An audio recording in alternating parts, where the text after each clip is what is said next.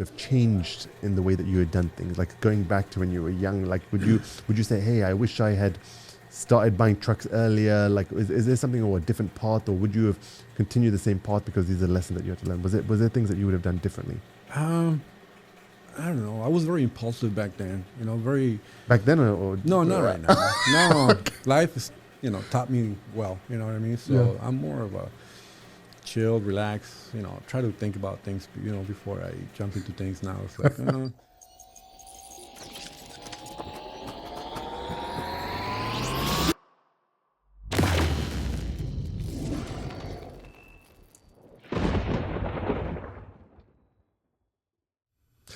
Welcome, Ricardo, to the studio.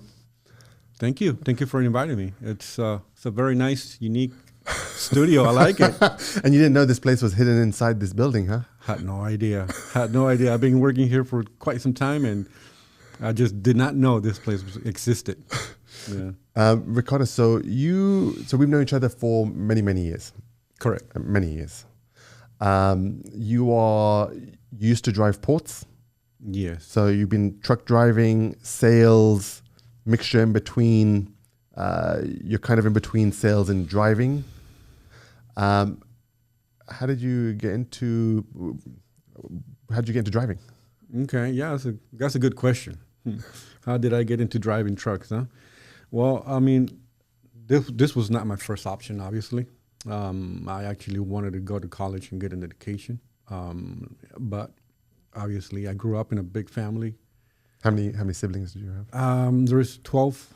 12 of you? Sisters and brothers and that's sisters. a big family. It is a big family. That's a big family. So, as I was growing up, what happened was that I was in the need to kind of start pitching in, helping the family out, and, my hopes of getting an education kind of took a different direction. Were you the youngest or the oldest?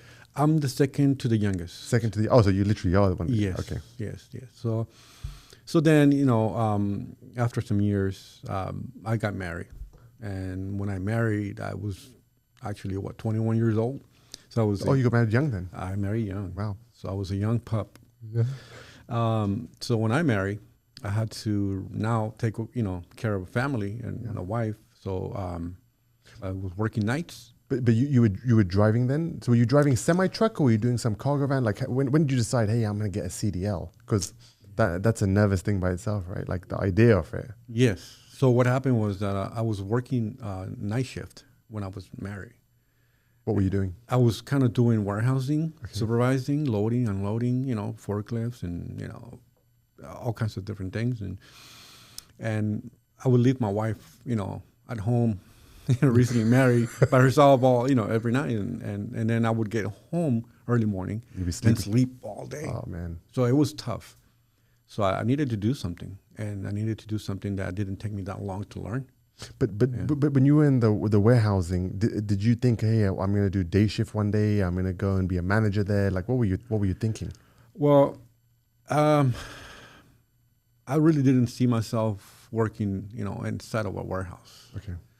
At that time, I was young. You know what I mean? My ideas were different. Maybe now it's a different way of looking at life, but back then it was more like a fast, quick solution of how to, provide for my wife. So the same company I was working for offered me to help me get my license, my Class A. So they, Did you see the drivers coming back and forth back then, or? Yeah. So what I would do is we used to load the trucks, and drivers used to show up in the morning, early morning, take off on the route. They go on the route, come back in the afternoon, work 10, 11, 12-hour days, and go home, right? So I thought, well, I could do that. Yeah. That's not a big deal. So, I decided to, go and try it out, and I did. I got my Class A. Same company let me use one of their trucks. They took me on the driving test. Were you nervous, like driving the truck, or did you say, man, this is cool, it's a big machine? I mean, it was overwhelming, of course, because the thing is, I was kind of already used to seeing trucks and being around trucks because my family, my older brothers were all truck drivers. Oh, so your brothers, so in the family, how many members were driving trucks? The 12? 4. 4 out of the 12? 4 out of the 12. Actually, my sisters are, they married, they just decided to go a different way. But for my brothers, 4 of us, 4 of them were drivers. Yeah. So I kind of was used to, that trucking business industry kind of thing. You know? So you've seen them involved. getting in and out of trucks, jumping in, taking a ride around the block. Correct. So I remember I got my license, and I'm not going to tell you I wasn't nervous about it. I mean, yeah, because my leg was, you used to press the clutch, and my leg was shaking like nonstop, and I couldn't control it, because, I mean, you got this 53-footer in the back, and, you got, I was driving, I believe it was a 13-speed truck transmission, and it was the first time on the freeway. It was like, it was overwhelming. But I knew the reason why I was doing it, so I stuck to it. So now it's been 27 years that I've been driving. So when you were doing this, like right now we're seeing like the lack of drivers in the industry and all these regulations on trucks and people leaving California because of all this stuff. Was there a lot more people going into truck driving back then?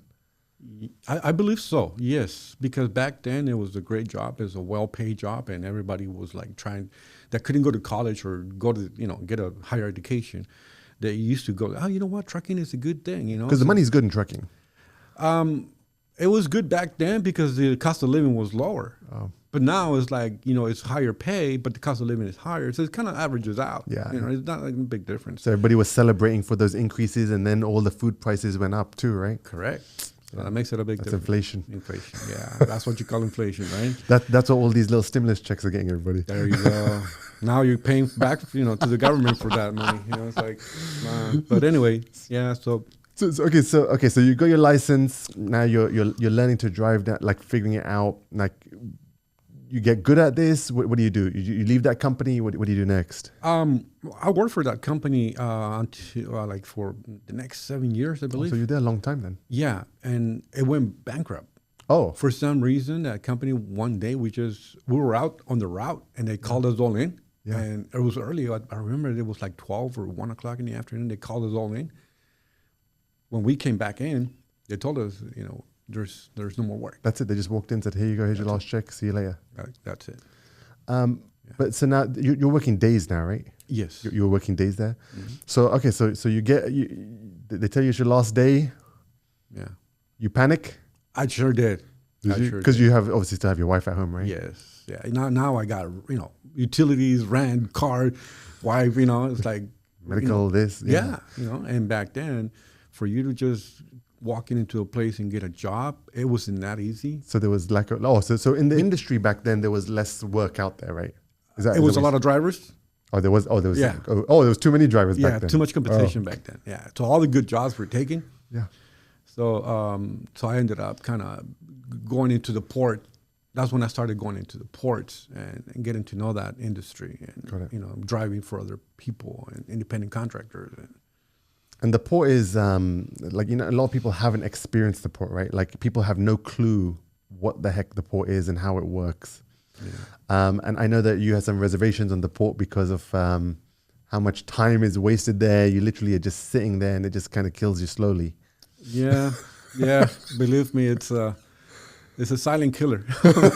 You would call it that because, if you don't really control your emotions and your feelings on that aspect, especially because back then, you used to get paid for per move. Yeah. So every time you go into the port, they pay you, here you go, here's $100 for going in and then returning it empty, right? Yeah. Okay. But that transaction of going in and out, it'll just like take you hours and hours and hours. And back then they never paid you a waiting time or they never gave you any incentives for anything like that. How long would you say has been the quickest somebody's gone into the port and the shortest period of time and the longest period of time, just to give everyone an idea of how bad it is or how good it is? Back then or now? Give me both. Okay. Back then it was maybe an hour to 3 hours. Oh, that's not bad. It was not too bad, but most of the time, average. But now it depends what port you go to. There's ports like APL where it used to be nice. Everything, all the containers used to be on wheels. Just show up. Bobtails, will go in through a different gate. Bobtail, you mean like a truck with no container, no container or chassis, right? Not hauling anything, just actual tractor. And then everybody else that was hauling a container back in were using a different gate, and it was kind of more nicer, more functional. functional. You could say that. But now it's like the lines are ridiculous to go in. Just for you to go into the port, it takes you about maybe 2 hours, 2.5, just to go into the port. Just to go in. By the This is time to you get into the line and make it to the... to the gate, Okay. where you can actually talk to a clerk and then get your, Is that the clerk who's very polite to you, or the clerk who just doesn't want you there in the first place? they're there for a job, you know what I mean? They're not there to socialize or get to know you, you know what I mean? It's like, you get the point. So it's like, okay. And I remember seeing a lot of drivers getting kicked out of the port. Why would they get kicked out? Or banned. Well, disrespectful, attitude or, frustration. Do you think the frustration builds up when someone's sitting in line for 2 to 3 hours, making it to the gate just for somebody to say, "What do you want? Give me your number"? Do you think that's what it is? It does, because there's no. It's like you don't feel they understand you. They don't put themselves in your shoes. Yeah, because you're sitting in traffic. It's like sitting in traffic on the freeway. Yeah. And just trying to get to a gas station, right? Correct. Yeah, and you're like, move it up, move it up. I need to get there. They don't know what you need to do. It's only you, you know what I mean, that you know what you're trying to accomplish. Yeah. So, but yeah, how sitting there for that long a time, and I know we'll go back to like how long it takes to get in there, but mentally, how's your mind sitting alone for long periods of time, or were they when you were doing it? How was it? Like, how do you keep yourself like calm? Is it listening to stories or books, or how do you keep yourself like focused? Yeah. Okay. That's a good question. Because like you really must have a lot of patience and brain power, like stamina to hold yourself together to do that. It's tough. It's extremely tough. I don't think people give drivers credit. Yeah. There's a big difference between you doing that, you're trying to control that, and other people just not caring about it. You know what I mean? Like what I'm trying to do is to tell you, like, in my case, I used to read. Yeah. I used to take books and, Bible or whatever it was. I used to read, keep my mind away from the negativity or frustrations or anything like that. But many other drivers, they didn't care. Other drivers, other truckers in there, they're trying to do their thing and get out. Yeah. So that would create a chaos between drivers as well. A lot of honking, a lot of I don't know. Throwing drinks at each other's windows. Yeah, because it gets to a point, it's really bad. I mean, but it hasn't been easy. But you know what? Every day is different. So what's the longest time that you've ever gone into the port, or back then, what was the longest period? The longest period it took me one day. It was almost. Did you take your camping gear with you? Is it that long? I had a sleeper, so it was okay. So it was like 10 hours. 10 hours? Just for one load all day. One container? One container. Wow. Yeah, because sometimes they'll give you your location to go pick up your load. And by the time you find it, it's so... What do you mean find it? You would think that the port would know where everything is. What do you mean find they it? do. But truckers is like, go to G7, and you're like, where's G7? And then you have to figure out. And there's specific lanes or lines where they want you to drive, and... So, okay, so they give you like specific lanes, and you go in there and they say, go to G7, and then you're just looking for a container? Is that how it works? Well, not really. And I've never been in there. We deal with containers all the time, but I've never seen it. I only see how it it on works inside. So what happens is they have this, what do they call them, transtainers, or they call them top handlers. Okay. Machines. They go on top of the containers, and then they go to your spot, and then the computer tells them exactly what I'm picking up. Okay. So then they know where that container is located at, and then they start moving containers out of the way to pick up your container and then bring it over and stage it on your chassis. Okay. And then once you have it on, then you start heading back out and go through, mechanic line, and go through clerk line, and go, by the time you get out, it takes you about another maybe hour, if that. So that's the way it works in there. Yeah. Wow. Yeah. That's the way I try to stay away from it as much as I can. You know what I mean? Of like too many years of that. Yeah. Too many years. Okay. So now you're 7 years. You lost your job. What ended up happening? Like, what was happening then? Well, back then I started doing port. That's when I started. Oh, okay. So that's when you got into the port. Mm-hmm. Okay. Yeah. For years I started doing ports and but you wanted to. So your sales thing came into this too, right? Because you're very good at sales, And what you've done, like what I've seen you've done, it's impressive. Some of the people that you were bringing in were pretty. They're Big pretty, fish, right? yeah, very big fish. I mean, they were actually bigger than people can carry. Yeah. So where did the sales idea come into? Like, how did that fit into your 7 years? You lost your job. You're going to the port. Where's the sales thing coming from? Well, I mean, like I said, I got to a point in life where I started having kids, and I was spending a lot more time at work than with my family, and I wanted to give that balance. I wanted to be there for my kids. I wanted to be there for them. So the driving was just taking you away from your family because you were out in the port all day and you kind of stuck there. Correct. Okay. So it got to a point where I'm like, what else can I do? Okay. And I decided, well, I don't have to get away from this industry, but I could do it a different way. Got it. And I tried doing office work, but it wasn't for me because I was so used to being out there independently, driving, doing my own thing. Yeah. And then being in an enclosed area or place 8-10 hours a day, it wasn't for me. Yeah, it's like some people just can't sit behind a desk. It's just it kills you slowly. It's like why I like this industry. It does. So I just said, well, why not do sales? And I started going into that direction of doing sales. So what did you do? You just said, hey, what were we trying to sell? Like, how did you start like trying to do sales? Well, I mean, like I said, I didn't know how I was going to do it, but I knew I was going to be able to do it. Okay. Just like I did trucking. Okay. Just like I did trucking. So I'm a very persistent person. So when I put my eyes on something, I'm like, okay, I need to achieve that. So I don't know how tough it's going to be, or but whatever it takes, I'm going to do that. So I started doing that, and I remember I came into Titan. Yeah. About 6 years. That's right. Something like that. Yeah. And I said, Amar, my name is Ricardo. And I said, let's do this. Yeah, that's right. And you just looked at me. Oh, is that when it began? Yeah. Okay. Because really, like when me and you used to speak, and it was before you weren't driving here, and when we used to speak, you used to have, like I said, that man, this guy's really good at sales. Like I could tell that you had the quality of like a great salesperson. You really did. You had it down.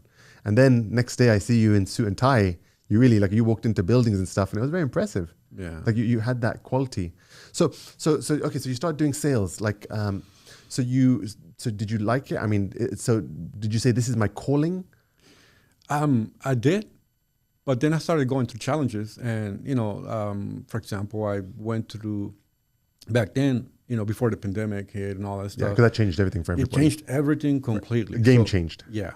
So it was nice because you used to go door to door. Yeah. And you're knocking doors, you're emailing, you're calling, you're texting, you're whatever it took. So I started talking, I started calling people, and I came across some big customers. Yeah. I remember we had a meeting one day, and yeah, there'll be hundreds of containers. It was crazy big account. I mean, it was super big account, and but obviously we couldn't handle it. So what was your strategy? Like, so your sales strategy, like, was it the door knocking? Is that what you feel is your forte of what was working for you? Back then it was, because I remember one advice you gave me, and I never forget that. It was, don't ever leave a stone unturned. That's right. Because you'll never know what you can find. That's exactly and that's right. something I carry with me all the time. That's right. And it was a great advice, and I took it to the heart. I'm like, you know what? No matter what it is, you never know what's going to come out of it. Yeah. If it's a great thing, it's gonna happen. If it's not, that's right. You know what? Trust the it wasn't meant to be. That's exactly right. Trust what happens. Yeah. So then we started working. But then again, it was getting a little frustrated for me. And I started going a different direction, like I started moving around. So let's go back into this industry, right? Like we see what's happening on the news and stuff of all these like shortage of drivers, shortage of this, or shortage of what's going on in the industry, because you're very involved in this industry with me. What's your feeling on like some of these guys who are out there who are trying to jump from place to place? Like what's your feeling on that? Like why is it happening? Why are people leaving, like from what you've seen? I mean, I could tell you that it could be out of frustration. Yeah. That's one of the main things, frustration. And then now there's so much competition out there in regards to pay. Yeah. That a lot of drivers are like, oh, they're paying me $2 more over here. Yeah. Oh, they're paying me, way better over here. Oh, you know what? I could do whatever I want. You know what I mean? So there's you start seeing this drivers jumping from place to place to place to place, and like trying to, get who pays better. Yeah. and you get to a point where you're like, it's not about who gets paid better.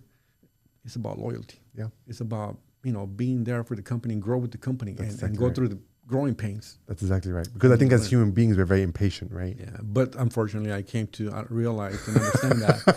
And, the hard way. Sometimes you learn the hard way. And lessons of life. Yes, of course. But here I am. So like, like with the way you were going, like from what you've learned, like in the past, you have people who start their journeys like saying, hey, you know what, I'm going to drive a truck, or I'm going to do sales, or I'm going to do something.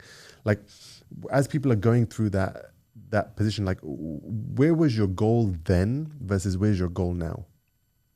Well, my goal then, back in, when I started, I was thinking, I'll probably have about 2, 3, 4 trucks, and just have a fleet of trucks and run it and make some money and, buy me a house. But your family, but sometimes, it's easier said than done. Yeah. Because when you have to deal with drivers, yeah, Yeah, I know. You have to deal with insurance companies. You have to deal with, mechanical problems. You have to deal with customers. You have to, it's more like, wait a minute,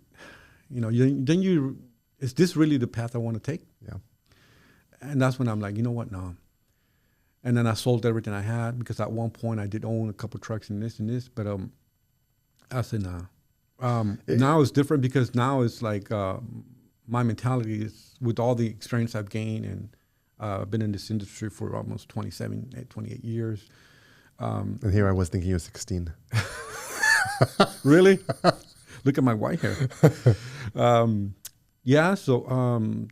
It's been a journey for me, and it's. So then you thought that. So now, like, is it the fact that work smarter, not harder? Is that your game? Because I always feel that when me and you are talking and stuff, and you come up with ideas, is it work smarter, not harder? So so you can kind of figure out, build a book of business, and you're trying to hold that down, maintain your customers and stuff. Is that the different mentality? Like, is it to go off into the sunset one day, take vacations? Like, what are you going for? Yeah. So now, with all this experience, your mentality changes. Now you're like, wait a minute, I'm not getting any younger, so I want to make sure that right now that I still can do something about it. Now I have to work with, a smarter way. Yeah. Use my mind, use my brain, use my intelligence. Use your gifts. Yes. And once I started going in that direction, then things started changing. Yeah. Yeah, because I know that sales is a great rewarding job. Yes. Risky and rewarding. Yes, but it takes a lot of work to get there. Yes. It takes a lot of work to get there, and you have to be surrounded by the right people. Yep. You have to be surrounded by the right company. Yes. And then once you have the foundation, then you move on. Yep. And no matter what happens, you move on. You get focused on that. That's right. And that's the idea, to be able to provide the best I can to the family, but at the same time, to be able to work not all the time with my strength or my driving skills, but with my ability to create other things or make the other things happen. Yeah. I agree, because like even with me, like doing the sales and stuff, like it's always been very rewarding. I like the chase. Like I find the chase is fun. Obviously we have to put food on the table, so my priority is, like in the beginning when I was unloading containers here, which I was like, unloading those boxes, but getting into sales was fun for me. And it was the reward that you like, the reward you get by chasing, and all of a sudden it works out and you go, man, like I did it. Yeah. And that's really a great feeling. And I think that also being able to offer the customers something better, because they see much better quality of what you can bring versus the other people, like the other companies, because people get very lazy and very stale out there. Exactly. And sometimes, it depends on the company you're working for as well. That's true. You know what I mean? Because see, I work for a company for doing sales, and I was able to sell everything they had. They had a warehouse. I sold it. I rented it. I leased it. They had trucking. I brought business in, and so I sold everything they had. So you even sold the uniform off the owner. Almost. And it got to a point where like they wanted me to do more, and I came to the table and I said, hey, you want me to do more? Grow as a company. That's right. Bring the tools that I need. Yeah. And then they wanted to outsource everything now, so it took me out of competition. You know. Yes, because now they're going to price you too high, right? Exactly. Yeah, I think that's also another a problem that I see is like when you're trying to sell the company and the company's not growing with you because that company is very set in their ways, or to be brave enough to take risks. Yes, they get comfortable. Yeah, because like obviously everyone knows me. I'm the dice roller. I like to roll the dice and roll the dice until those dice break. That's why I'm back. That's why I'm back. Yeah. So it's like the growing, like I think the growth is a big part of it. I think that the older the company, like people say, hey, this is all I want to do and I'm happy with that, versus trying to automate and trying to be expandable. So I think that's a really valid point. Like I think that's a very important point, actually. It's got to be. In order for you to grow, yeah, you have to have someone grow with you alongside. That's exactly right. Because these big companies don't. They just say, yeah, we fit in now. We can't do this today. We can do it tomorrow. I get that. They cut the wings of the salesperson, right? So, okay, so what's the ultimate goal then? So the ultimate goal is to become very wealthy, go to the beach. Like what's your ultimate goal in this? Well, just to stability. Like what is it? You know, create a book of business. Obviously, you know, it takes time and not rush into things, but you know, do it gradually. And you know, my plan is to just move on in that direction of sales and see where that takes me. Yeah, and I'm sure that is rewarding. I'm not going to say it's not. You know, I'm not going to say, oh, I want to be a billionaire in the next 2 years. It's not reasonable. Maybe next 3 years then. Maybe the 3, 4. You know, you never know. Yeah. You know, you never know. But I just want to work hard in that part of the business and see my hard work, you know, collected. You know what I mean? Yeah. Just say that. Just to see all the effort turn into something, right? Exactly. Something that you create. And then once I do that, then I can expand to other ways of, you know, life, you know, how to enjoy it or whatever, you know what I mean? So, yeah. So like, you know, like with your family stuff, like what is it that you like with your kids, like, do you tell them that they should be going to, what do you try to push them into? Well, just seeing the hardship that you've gone through or what you had to do to get to where you're going. How do you try to direct your kids? Well, I mean, like I said, I try to give them as much as advice as I can. We have a great open communication with my daughters, and you know, they know everything I've been through, and I talk to them about my bad decisions and good decisions, and you know, good times, bad times, all that stuff. So right now, what I'm trying to do is, you know, they're all working already for LAUSD, which is the Los Angeles Unified School District, and right there's a lot of opportunity for growth. Of course. But my idea was to kind of create my own little team of salespeople. So you're trying to create salespeople in the family, huh? Yeah, of course. You know what I mean? I mean, expand. You see the opportunity. There's opportunity. Yes. To teach them how to do that and teach them how to, you know, start sending emails or replying back to emails or helping me here, helping me there. And then once they get comfortable, then I teach them how to do that. Got it. You know, so that's my idea. Would you have done things different? Is there anything that you would have changed in the way that you had done things? Like going back to when you were young, like would you say, hey, I wish I had started buying trucks earlier? Like, is there something or a different path, or would you have continued the same path because these are lessons that you had to learn? Was there things that you would have done differently? I don't know. I was very impulsive back then. You know, very. Back then, or no, not right now. No, life is, you know, taught me well. You know what I mean? So I'm more of a chill, relax. You know, try to think about things, you know, before I jump into things. Now it's like. But back then it was more like impulsive, more like, you know, if I would have changed that and be the way I am now, then I would have seen things differently. So you're saying that it's more of that you wish you were a little more patient. Yeah, more. You know, when you're young, you're like, oh, I'm young, I'm strong, I could do this. You can eat the world. That's right. You know, it's mentality, but in reality, it's not true. You know, I mean, it's a lot of worries, it's a lot of challenges. You know. Yeah. So. No, I think that when you are young, I think that, you know, the impulsiveness of saying, oh, I can do it. I can raise mountains because I'm young and I'm smart and, you know, I'm going to live forever and I'm going to be everything. I think that is something that's, I think, in most young people, thinking that the world is waiting for you to come and carry it. Yeah. And on the way doing that, you know, your family, it's in between it too. Yes. So you have to find that balance. Yes. It's important to find that balance and, you know, what you're capable of doing, but at the same time, not, you know, taking care of your family first. Yes. Because that's the reason you're doing everything you're doing. Yeah. So I think it's easy to forget that though, Yes.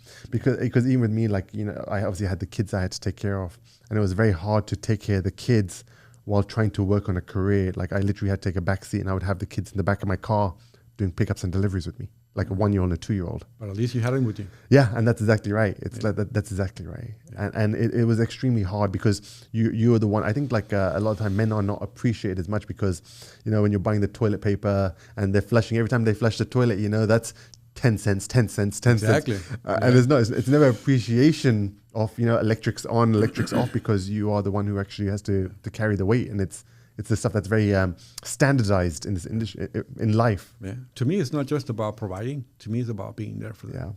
Yeah. Emotionally, spiritually, in every aspect.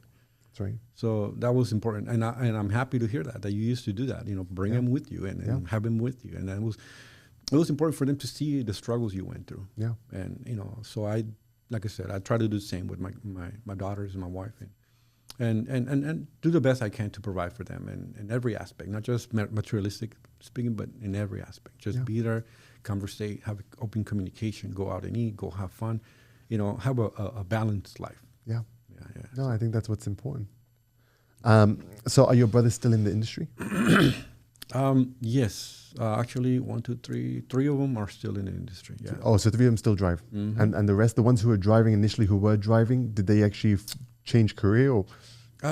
Actually, one of them is living in Tijuana, Mexico. Oh, is it? And he drives, he used to drive, what is it?